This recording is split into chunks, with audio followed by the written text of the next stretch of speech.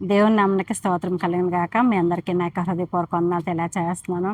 Bible గ్రంథంలో చాలా శ్రేష్టమైన వాగ్దానాలు ఉన్నాయి కదా. ఈ యొక్క దినాన్ని దేవుడు మనకిచ్చిన అతి ప్రాముఖ్యమైన వాగ్దానం మనం జ్ఞాపకం చేసుకుందాం. హోషేయ గ్రంథం 14వ అధ్యాయం 5వ వచనం, చెట్టునకు మంచు ఉన్నట్లు నేను అతనికి ఉందును అని దేవుడు తెలియచేస్తున్నారు. సో ఈ యొక్క మంచు గురించిన చాలా లక్షణాలు, మంచి క్వాలిటీస్ అన్నీ కూడాను బైబిల్ గ్రంథంలో సుమారు 35 సార్ల కంటే ఎక్కువగా రాయబడి ఉన్నది. ఈ యొక్క దినాన్ని మనం జ్ఞాపకం చేసుకోవాల్సింది. నూతన మాసంలో దేవుడు మనకిచ్చిన వాగ్దానము ఒక ఆశీర్వాద భరితమైంది, ఫలభరితమైంది.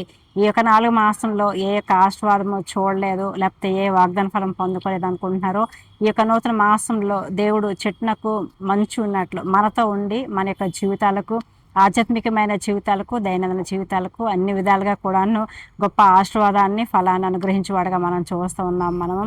సో ఒకసారి 133వ కీర్తనలోని 3వ చరణం మనం చూసుకునేటప్పుడు, సియోను కొండల మీదకి దిగవచ్చు హెర్మోను మంచు వలె ఉంటుంది, ఆశీర్వాదమును శాశ్వత జీవం వచ్చుండ వల్లనే దేవుడు తెలియచేస్తున్నారు.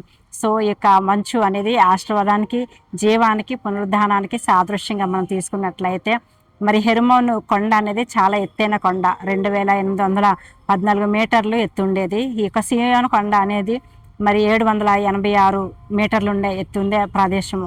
ఈ హెర్మోను కొండకి, సియోనుకి కొండకి కూడాను 180 కిలోమీటర్ల దూరం ఉంటుందన్నమాట. అయితే ఈ యొక్క యెరూషలేం ప్రాంతంలోని ఏప్రిల్ మాసం నుంచి అక్టోబర్ వరకు కూడాను 6 మాసంలో ఎండాకాలం వస్తుంది.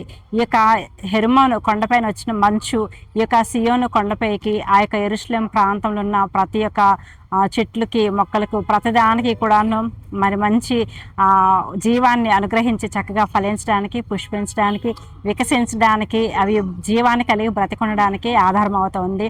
కాబట్టి ఈ యొక్క దినాన్ని దేవుడు కూడా మన యొక్క జీవితాల్లో అదే రీతిగా ఉండి మనకి అన్ని విషయాల్లో కూడాను మరలా జీవము, పునరుద్ధానము, ఆశీర్వాదము, సంతోష, ఆనందాలు, ఆరోగ్య బలాలని, క్షేమాన్ని అనుగ్రహిస్తారు. God bless you.